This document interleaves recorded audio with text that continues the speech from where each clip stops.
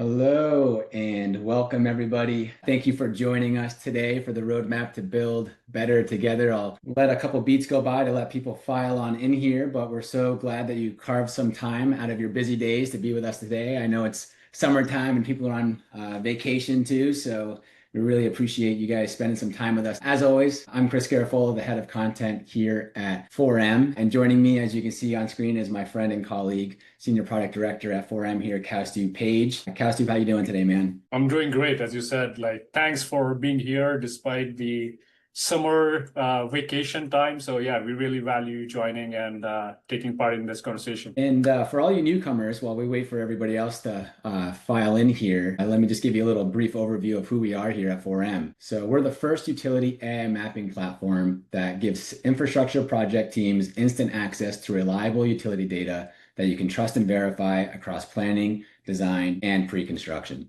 So if you're new here, thank you guys so much for joining us. I promise this will be worth your time. We got a really exciting roadmap that Kaustub's going to share with you guys today. All right, now moving along to today's agenda, we'll kick things off with a quick state of the industry. Then we'll share our product vision to build better together. And then my friend Kaustub will share how our product roadmap is delivering on this vision by expanding our platform across 3 core pillars. And then we'll close, as mentioned, with some Q&A. But I wanted to set the tone early here, everyone, that today's webinar is not going to be your standard product roadmap webinar with 50 slides of countless features. Don't worry, we won't bore you to death.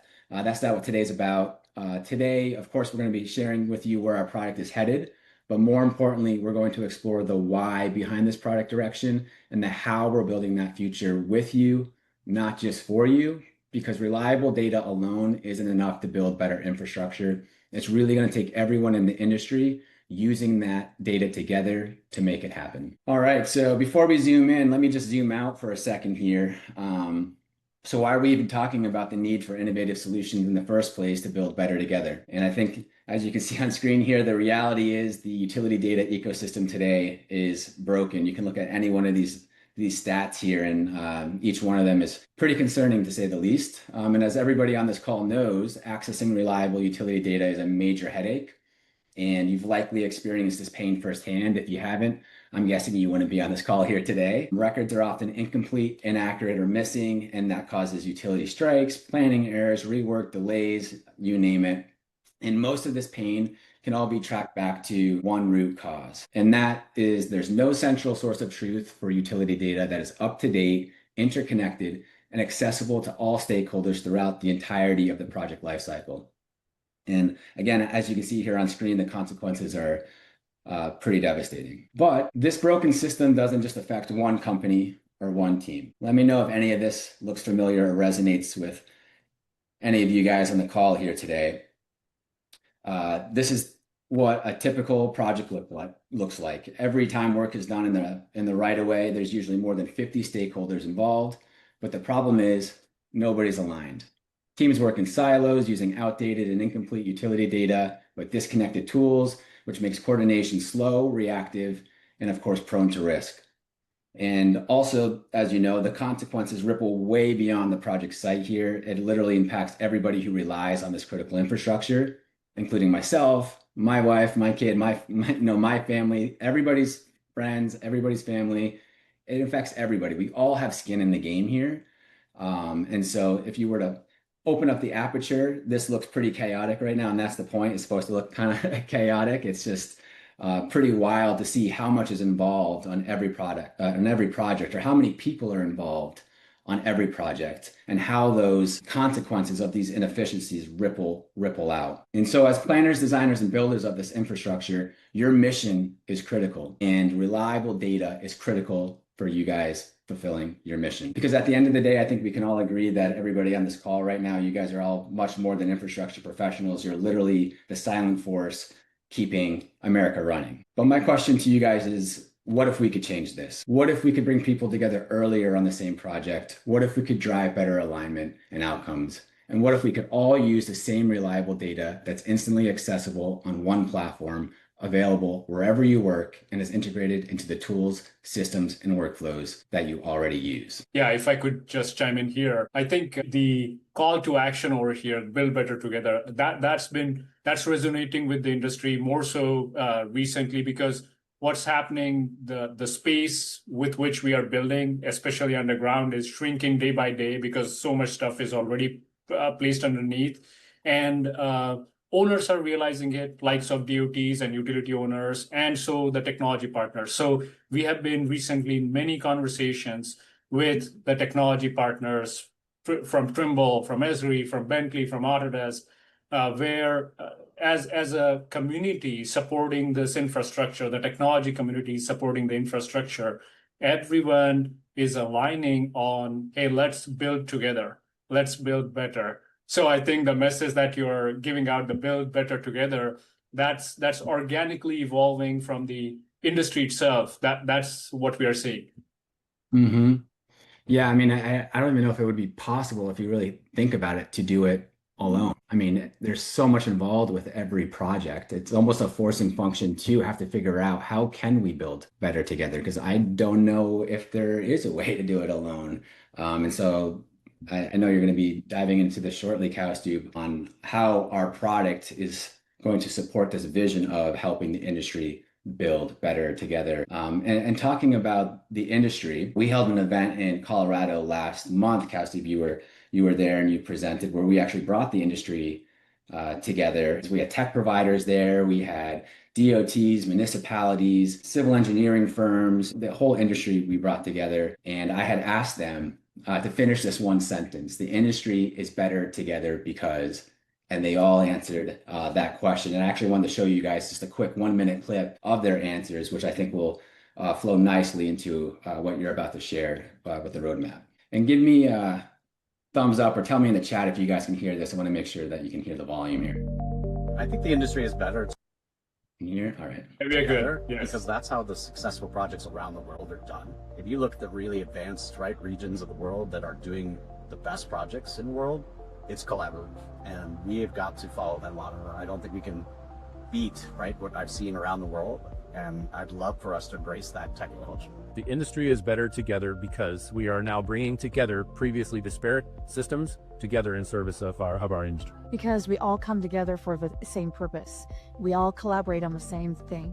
We all want to be successful. The industry is better together because none of us are great at everything. We're all probably great at something, but bringing teams together that have specialized expertises, form together solid team, just makes for better project delivery.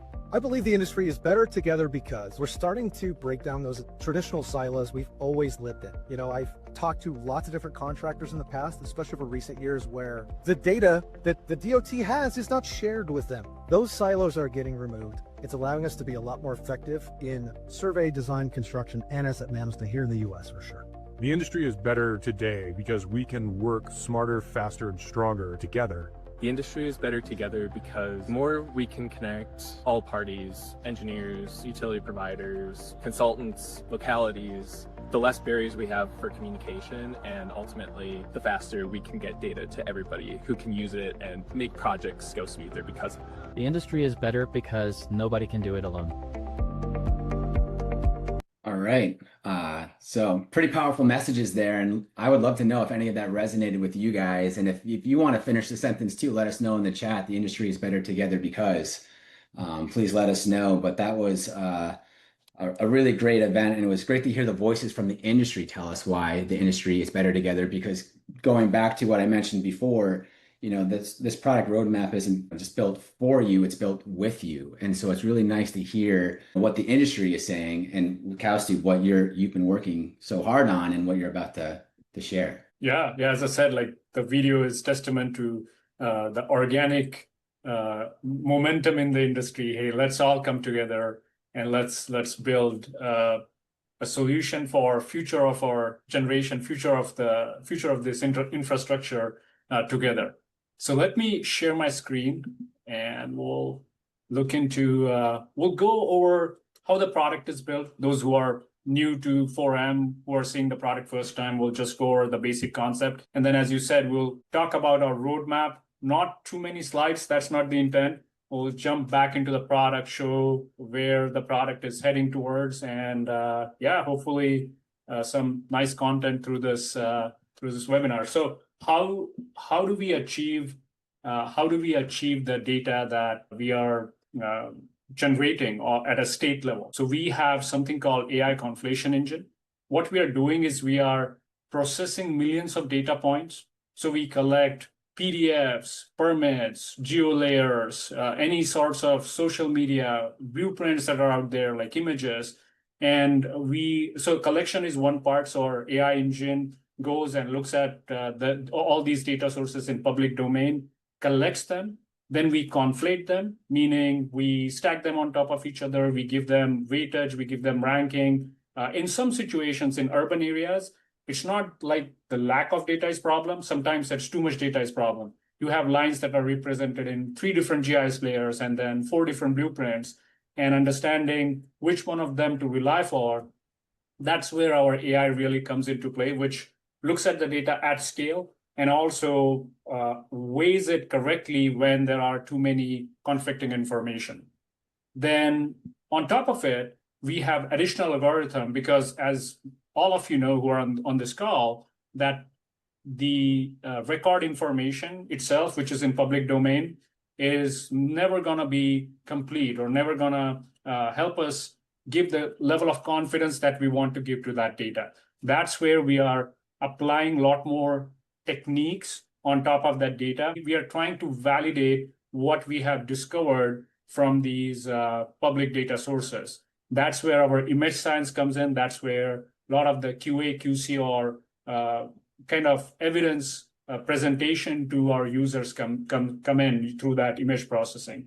And not only we are just creating this one time, because our infrastructure is constantly being updated. There are constant lines put into the ground. That's where the updatability part comes in. So our AI Conflation Engine will constantly go and look for the changes in public information or the changes in satellite imagery or aerial imagery to again detect, are there any changes in the utilities, and constantly maintain and update that database.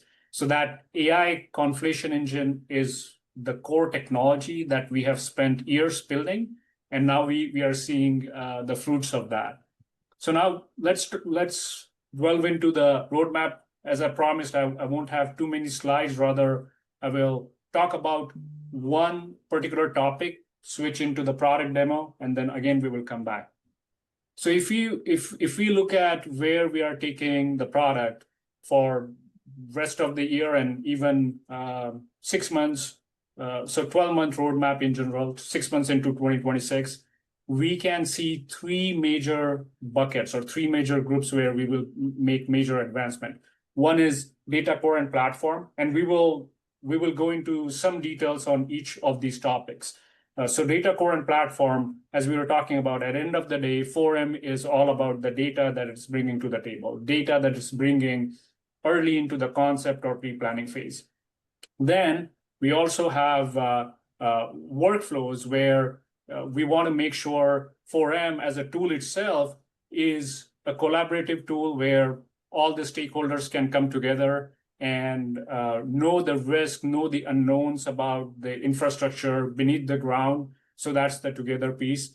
And then building with other technology partner, that's where our integration part comes in, where we already have rolled out our first API, and we are working with many technology partners to bring more deep integrations, such as connectors or different types of APIs that will embed 4M technology into many workflows, which are not championed by us, which are championed by some of our technology partners, but we will be there helping those workflows out, building it together by providing our data as a starting point for a lot of those workflows. So that's our roadmap in a nutshell. I know, very simple slide, but let's double click. Let's go and talk about each one of these topics.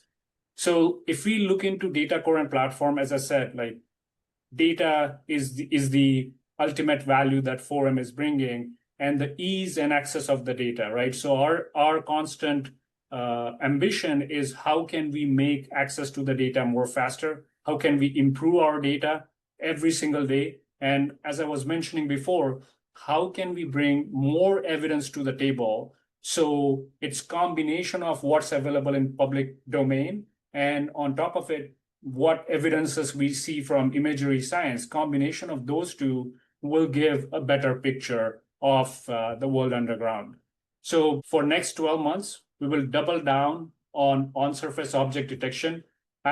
Some of you who might have attended our 6 months ago, we had a product roadmap webinar where we talked about on-surface objects. And at that point of time, we had only two objects, manhole and poles. Now, within 6 months, we have extended that to more than six. So we have pedestals, manhole, poles, categorization of poles, valves, meters. Recently, we also unlocked a couple more inlets. So the list is constantly growing. As we are talking to DOTs, new things are being brought to our attention. For an example, in one of the conversation, billboards, which I never thought will be something that we will go and start identifying, was brought to our attention saying, hey, these days billboards are digital billboards, meaning they have utilities going to that billboard, and depending on where that billboard is right now, you may want to consider that as a risk for a DOT project. So that's an on-surface object.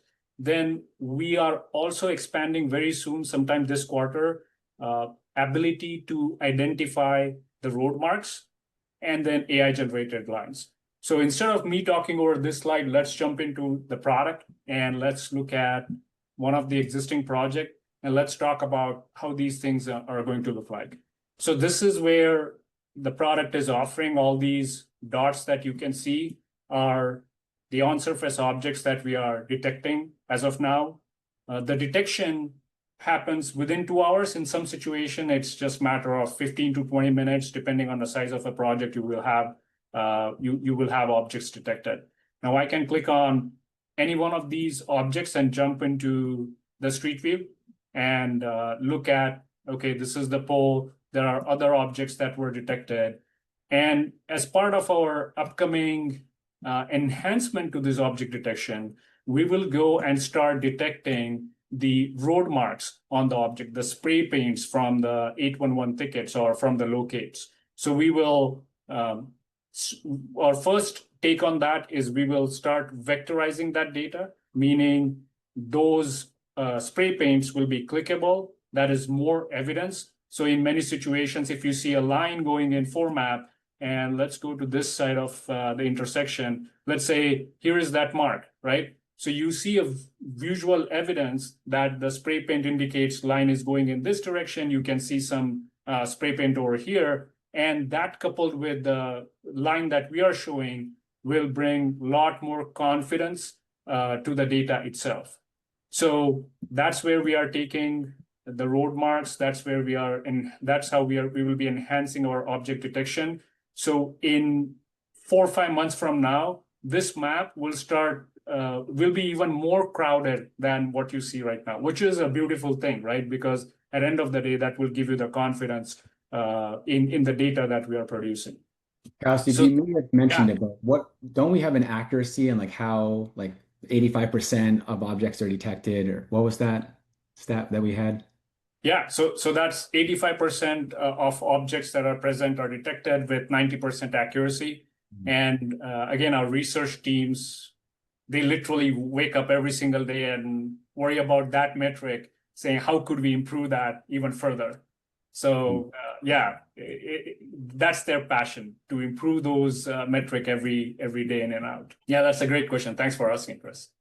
And what we will do going forward is we will start generating lines based on AI. For an example, let's look at this particular situation. As we map a state, there are situations or there are some pockets in some urban areas where a particular network is completely missing because there is no good enough public records of that. So in some of the states that are recently getting unlocked, what we found is there are these gaps in water network.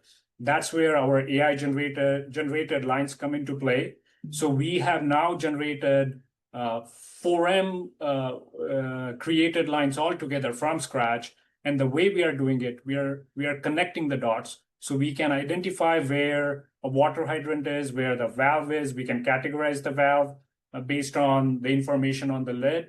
And then based on the network pattern we see in the rest of the areas in the vicinity, we can auto-generate a water network that will be identified as in a separate color or separate nomenclature. So you are well aware this is not coming from a public record, but it's coming from 4M generated or 4M's AI altogether. That's completely generated from scratch.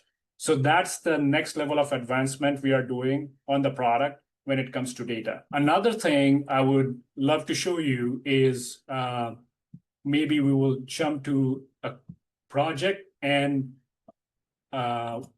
many times when industry wants to use this data, they are curious about, hey, where are the data sources? And that's something we have recently launched. So here you can see, I click on a line and I can see which data source it's coming from, this particular data is coming from. We will keep on improving this part too, so that there is more visibility into how the data is being built at the 4M, so you get more confidence into the data. So that's our commitment to the data part.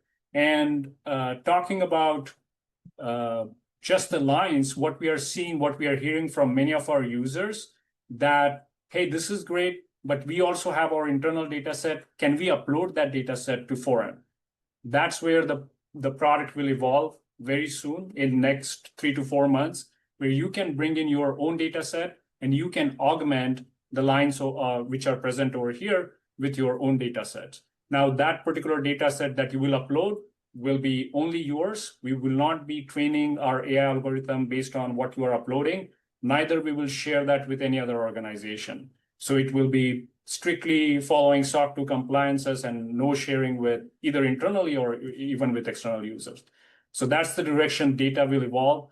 I am personally super excited about the object detection enhancements and also the roadmarks that will come in near future. I think that's going to take the confidence level in our data to next level. Okay, so that's what we covered on the data side.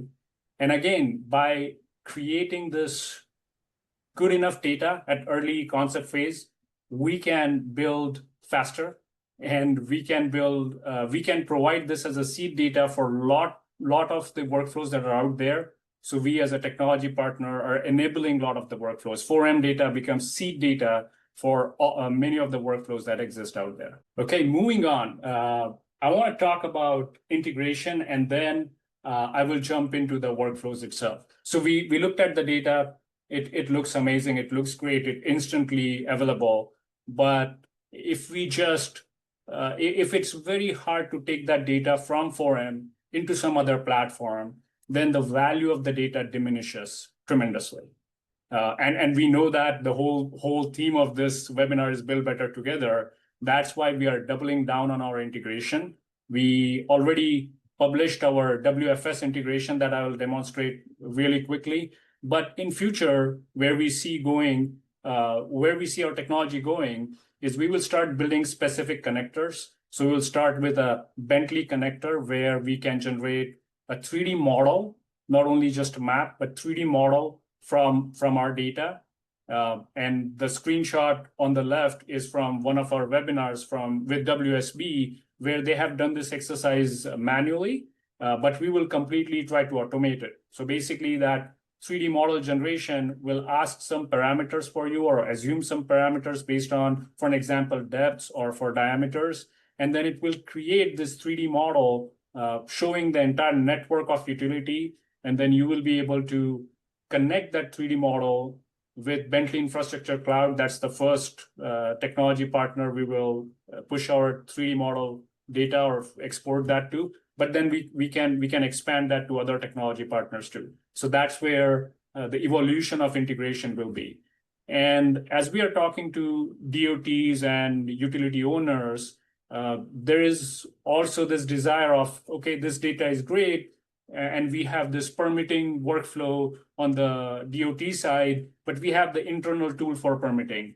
Can you stream the data, or can you completely automate how the data is procured using API? And that's exactly where we will go to. We will create a REST API for 4M where you can upload a polygon using just APIs and retrieve the data. You can also retrieve risk.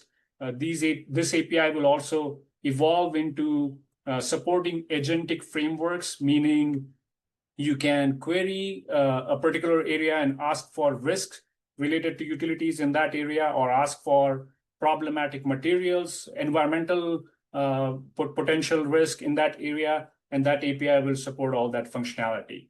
So that's where we will go in next 6 to 7 months. We will start working on that API.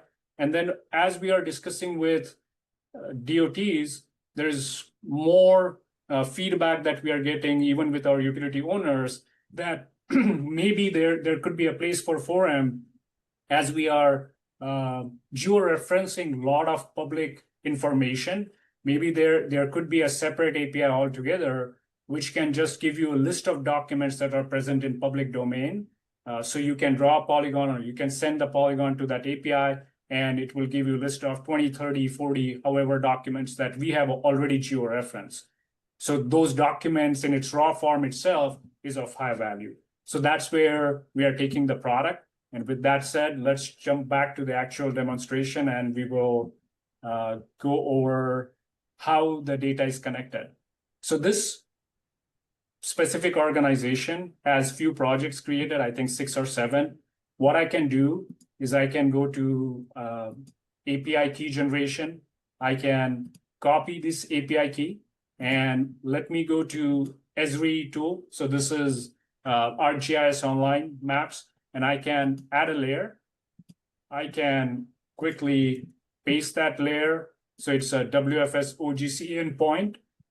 And here we are streaming 2 data types. One is lines, one is points. So let's go and add these lines. And just like that, we are now streaming the entire organization data to Esri Maps. So you could see different locations where 4M projects were created.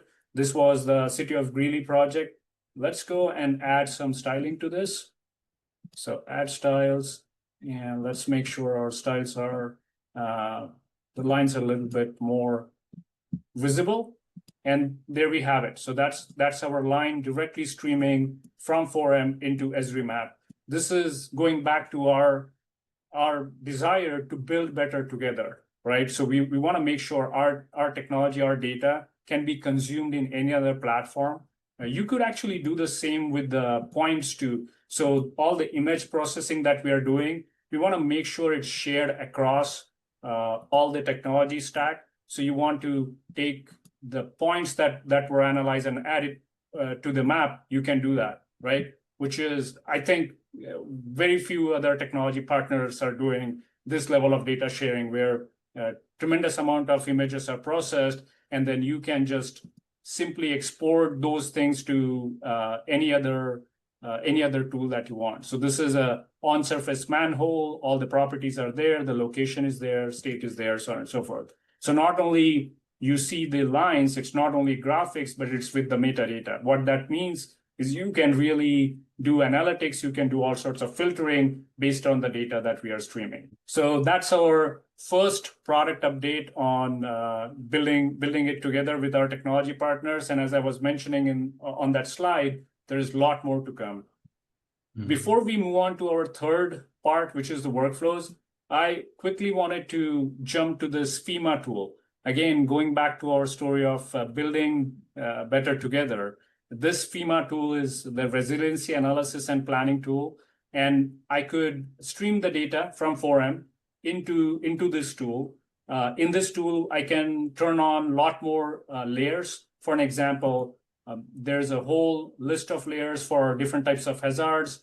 So severe weather, tornadoes, hurricanes, wildfire, all sorts of hazards can be enabled through this.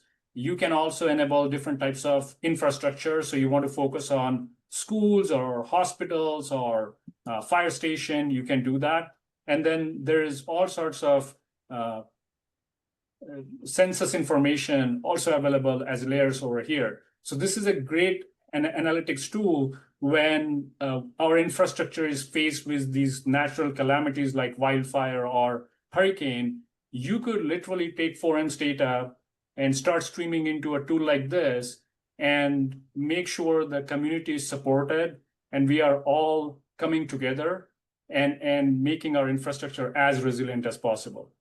So again, it's all these integration. I'm personally super excited about it because I can just keep on seeing these possibilities. But these type of integration, we will double down in next 12 months, making sure we are making our data accessible to anyone who wants to consume it. Steve, I think that's awesome. It's like the art of the possible. Once you have the data, once you have that comprehensive and reliable data set, it's like there's so many avenues so many integrations and so many things you can use that data for. Like that's really exciting. This just seems like the tip of the spear here on where this can go. Yeah, you're spot on. So as I said, super excited about integrations and once we go into the world of 3D, I mean 2D is cool. Don't get me wrong. Like maps are needed and maps are the vehicle for a large scale analysis. But I'm personally very much looking forward to our ability to start generating these 3D models that will take us not only,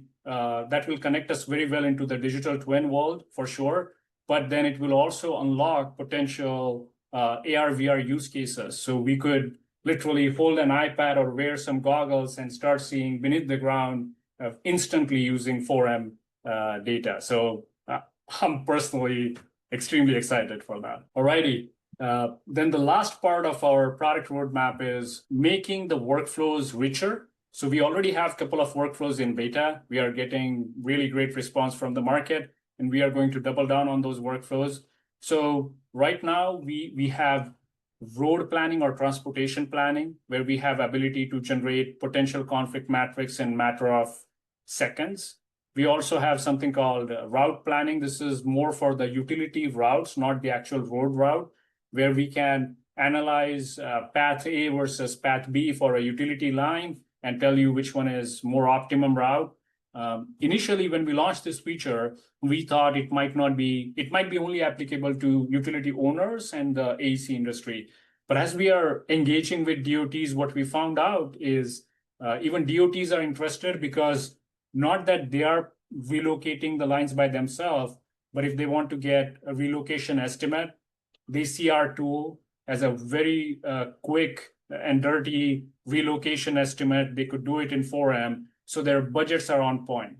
That's where, again, this is a white space not addressed at the very conceptual level by any of other technology partners. So we are looking forward to make sure our users have better tools. And again, the whole philosophy behind this is, okay, you complete these workflows in 4M at a very conceptual phase, a very early phase, then how can we build better together and start streaming data from the outcome of these workflows into our technology partner or into DOT's internal or utility owner's internal system. So that's on the road and route planning.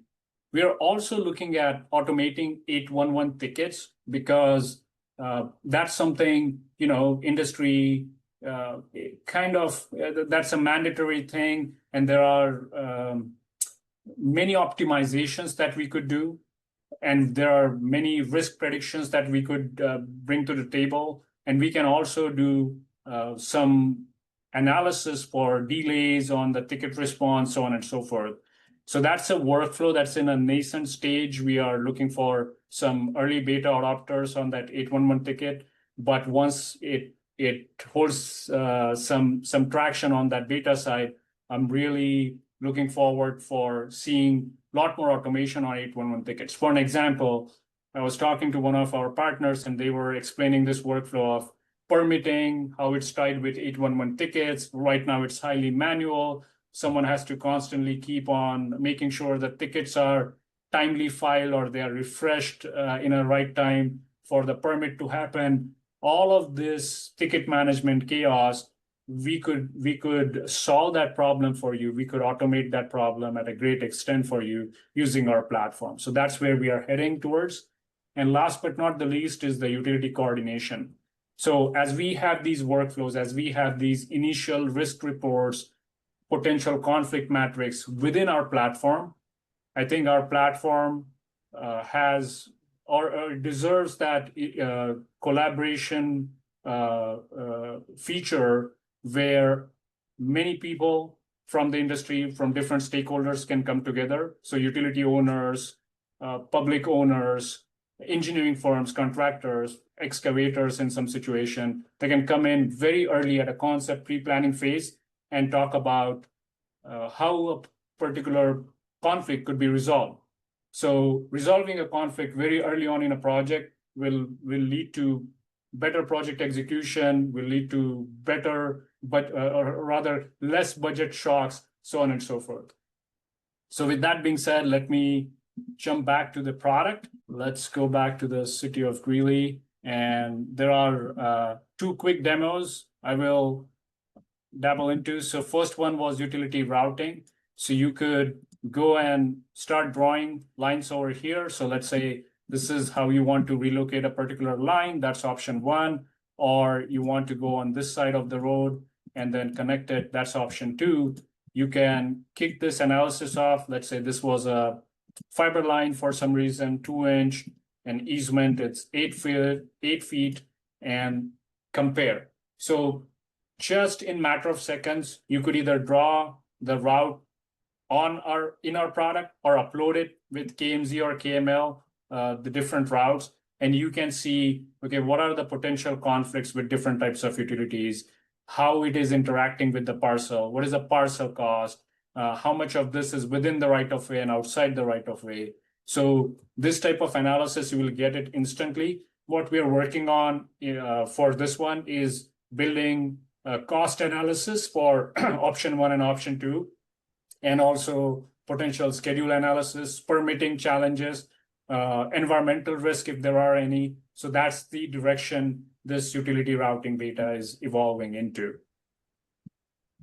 And let me go back and show you the transportation planning one. So here, similar to the utility routing, you can go and draw a polygon. You can upload modification polygons. So let's assume this was a turning lane that we want to make modification in this area. And just by drawing that and clicking analyze, you get to see this conflict matrix. Here in the conflict matrix, for the contact, right now you have to fill up a contact for a particular owner, but very soon we will auto fill up or give recommendation for this contact information based on our AI engine. Because we have seen for a particular region with particular utility owner, this is a usual contact that's present in the public records. So we will make recommendation over here that we have found these 4 individuals based on the public records. We want to pick one of them. That's again, going back to that coordination workflow. So you can fill a contact over here in this potential conflict matrix, and then invite that contact into our product itself so they can see what type of modification is proposed, what is the problem with the utilities that they own, and there could be a whole back and forth communication related to that conflict and how that conflict could be potentially resolved. So this gives you that platform where your design is not ready yet. The design will be ready in other CAD tools, our tech partners, right? But this is 3 steps before the design was even started. This is where you are exploring the projects, but you want to make sure your utility contacts are well aware of what you are planning to explore. And Cassidy, when you invite these other stakeholders into the project here, would there be other like privacy settings, or they only have visibility into this one section? Because inviting all these different stakeholders in, I'm sure there's people thinking like, I don't want them to see everything, all the project details. Great question, and you are spot on. The way we are thinking about it, once someone is invited, they will only see the line or the utilities that they own in the area that's been marked, right? So it will be a very small subsection. Obviously, we will also show the on-surface feature, but that will be the invitee's view into our system. And then once the coordination happens, let's say they send some hand sketches and stuff like that, all of that will feed into the potential conflict matrix. So the owner itself will be able to go here and then look at all the documentation based on this conflict matrix. Great question. Okay, so yeah, that's how we are planning to take our product further. I am sure in our next webinar, we will show you more interesting stuff about 811 ticket automation and also about utility coordination and more things to come on the route planning and road planning. So with that, Chris, I would hand it back to you. Awesome. And yeah, for everybody that I'll share my screen one more time here. Let me see. There we go. Everybody can see my screen. So yeah, everything that Cowstube just shared there for all of our customers tuning in right now, we'd love for you guys to join our early access group to get access to exactly just that. Everything that Cowstube just shared and all of our upcoming releases, you'd be the first to basically kick the tires and test it out. And also going back to this building better together, you'd be able to provide feedback and opportunities for us, right? Because I think joining this early access group is pretty cool because you literally have your fingerprints on the direction of where 4M's product goes. So if you scan the screen here, you can fill out a form to join this early access group if you're interested in that. And I'll actually put a link in the chat here as well. We would love for you guys to join that early access group. And so without further ado, I know I said leave some time for some questions. I saw some come in here, and we actually had one earlier back. Cowstube, I didn't want to interject, but Robert asked, will the stormwater sector ever be separated out from the sewer sector in the web viewer? It would be helpful to be able to differentiate from stormwater and sewer water in the web viewer. Yeah, that's actually just couple of days ago, last week, Friday, we had that same discussion. So what we are looking into is if we could color code it a little bit differently. Our current color coding is according to ASCE, but I think we could make a deviation or give user an option. Do you want to have a separate color for stormwater? So yes, thanks for that question. That's been under investigation as of now. Thanks, Cowstube. We had another question come in about the AI generated lines that you were showcasing. They wanted to know if you could talk a little bit more about the AI generated lines and how 4M's creating them, and more specifically, the accuracy, like how accurate those lines. Yeah.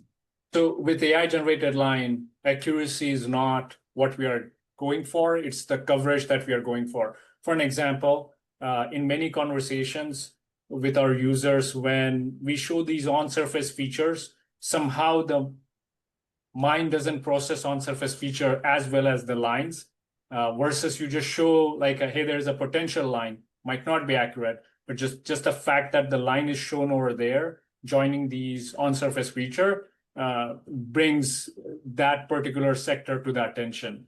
So again, we're not going for accuracy because it's very hard just based on surface feature to say this is the exact spot the line was. But the intent is to provide that coverage and bring that line to the to engineers' notice very early on in the concept phase. Thanks, KP. Another question we had, if I'm understanding this correctly, conflict matrix. Will we have different requirements by location? Will we be able to customize it? Is it downloadable for the contract? Yes. So conflict, first of all, I'll answer the second part. Downloadable, yes. The way we want to evolve that conflict matrix is, again, going back to that build better together, we want it to be exportable in BCF format, so you can take it to Esri or Trimble or Bentley. And even we are exploring options where you could create issues in other systems. For an example, let's say Bentley issue resolution API, you could push the conflict from our platform into that and then handle rest of the things on Bentley Infrastructure Cloud. So that is on the export part. And in terms of customization, I would like to understand more. So please reach out. What type of customization would you like to have? So is it just the format customization, like what fields are reported, or there's like some preference given to some sort of conflicts versus other? Yeah, feel free to double tap on that if you wanted any more clarity that KP just offered there. But we had another question come in around the pre-map states. What is the schedule for future pre-mapped states? And what are we at right now, KP? Are we at 22 pre-mapped, 23? I probably should know this. 22 by end of the year, that's the ambition. We have about 15, and again, it's hard to keep a track because every week or two something comes up, or rather, it's on a monthly basis. But yeah, it depends on our engagement with the DOTs or some of our engineering partners. So that's our ambition to have 22 states. I think we'll go very close to that number. We'll land somewhere around 20 states by end of this year. Let us know where you want us to go next in the chat. I know I want to see, I'm from Vermont. I know that might not be on the top of the list, but I'm excited to see Vermont. I don't know how many, probably don't have as many utilities as Texas and California, but I'd love to see Vermont get mapped. Another question, let's see, we had, will we be able to use the API for field projects and be able to push it back to update the data in 4M? How easy was it to integrate 4M into our current systems and workflows? So I think the question is asking about the feedback loop. Yeah, great question. So with one of our technology partner, they have like a field app.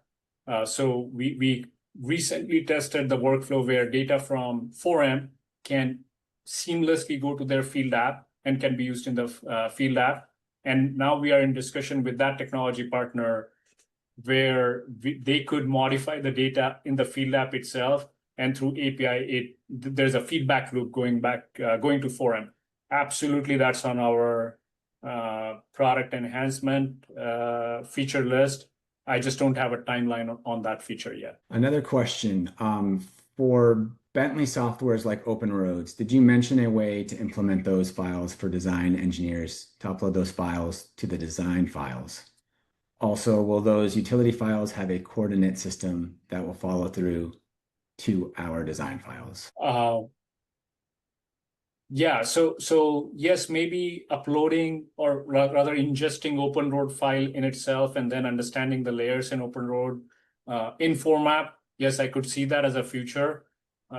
But as of now, we are restricting ourselves to KMZ or KML. So what you could do is you could export polygons from Open Roads in that file format and then import KMZ, KML in 4M itself. But yeah, that's a great suggestion. We could look into it. And in terms of utility file coordinate system for WFS, that's not a problem. You can, because WFS itself will stream in the right coordinates. But for CAD files that we are generating, we will soon have an option to export as a CAD file with a specific coordinate system. So that's something we are actively working on. Another question, have any utilities signed on to use this yet? So yes, we do have few utilities with whom we are engaged in a very large pilot. So a couple of utilities, or rather I would say many utilities signed on a pilot, and with one of them we have a very deep engagement where it's not like a plain pilot. They're testing our data for sure, yes, but it's way beyond that, where our imagery science comes into play. For an example, utility owners, they have tremendous amount of historic data. Challenge on their side is that historic data is a dark data, right? It's hard to process, it's not digitized. That's where our AI Conflation Engine will come into play. And that's how we are engaging with these utility owners. So yes. Thanks, KP. Going back to what you were mentioning earlier a little bit, Tyler said, and sorry if this is a little bit long, I hope I'm going to give this justice. With that being said, do you intend to allow users to submit finite positioning data of a utility, either at a time of installation or through other products, market technologies, GIS, GPR, etc.? And then he goes on to say, how actionable is this data? Can his crews expect to dig with confidence in combination with locate services? Yeah. So again, the data that we have at a foundation level, that's not intent for digging, right? It's at the concept pre-planning phase. For digging, by no means we are replacing any of the engineering services, any of the SU level A reports, so on and so forth, right? So the intent of our data creation is how can we bring this utility risk to attention very early on in the concept or pre-planning phase. So that's where we have started. Now, being said that, as these technology partnerships are evolving, what we are seeing is a lot of, as I was mentioning, a lot of the field apps or a lot of the technology partners who are processing the GPR data or some surveying, high quality surveying data. The discussion right now is going on, how do we bring that surveying data into 4M? That's part number one, like first challenge. And then how are we going to represent that data? Who that data is shareable to? So for an example, let's say a DOT says, okay, here's our field readings, bring that to 4M, use your AI Conflation Engine and update your lines. Great, we did that. Then who could it be shared with? Is it shared with the vendors? Is it shared with the field crew? That's the next level of sharing challenge. And then maybe a minor challenge is how are you going to represent? Meaning in the map view itself, how are you going to distinguish field validated data versus AI generated data? So those are the things we are thinking on the product side. But great question. That's the exact outcome of all coming together and trying to solve this problem from different aspects. Yeah, it sounds like we're just trying to paint the best picture using as much data as possible. So it's like whatever's out there to our disposal to paint that picture, that utility picture, is what we're doing. We got a lot of great questions coming in. Thank you, everybody who's submitting these questions here. We're almost at the top of the hour. Let us know if there's any other questions that you have. If not, we can give you a couple minutes of time back. And yeah, looks like we've answered all the questions that came in. Kaustubh, I want to thank you. It's always a pleasure doing these with you. You make my job easy, your wealth of knowledge. And it's really exciting to see how far our utility AI platform has come and where it's evolving to with the industry so we can build better together. We hope everybody that tuned in today found this valuable. Thanks again for asking all these amazing questions. We hope to see you guys on the next one. And again, feel free, all the customers that are tuning in right now. And I know we had a handful of customers joining us today. We'd love for you to join that early access group that link I put in the chat there. Again, to get first dibs at all the amazing workflows and capabilities and features that Kaustubh shared and what's to come. So thank you. It's always a pleasure. Thanks, Chris, and thanks everyone for attending.